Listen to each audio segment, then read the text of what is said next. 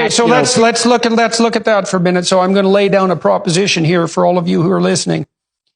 If you are a friend to the poor and the oppressed and the hungry, the number one thing you want to do is drive energy prices as low as they possibly can be on every front that you possibly can manage. And that bloody well includes coal and petroleum and natural gas. And then we could add nuclear to that. And if you want to throw renewables in for the tiny percentage that they account for, you could do that too.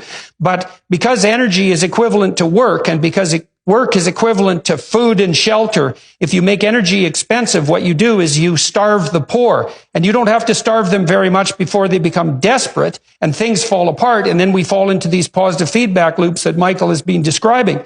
And so when you hear these bloody globalist utopians talk about the necessity for higher energy costs, you remember that comes directly at the cost of the world's poor.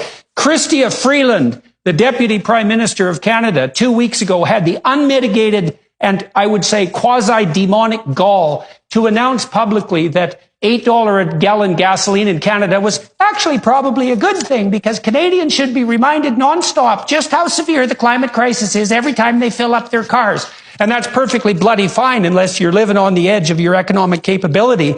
And the fact that you can't afford to fill up your car anymore puts you into unemployment and food deprivation in relationship to your children. And that's in the rich West. And now in Europe, we're so goddamn stupid on our energy policy because of these idiot environmental schemes that we've made ourselves pathologically reliant on the Russians. And we're going to bloody well see what that costs us. And I know the Germans are burning coal again because their switch, massively expensive and counterproductive switch to so-called renewals, has been another catastrophe.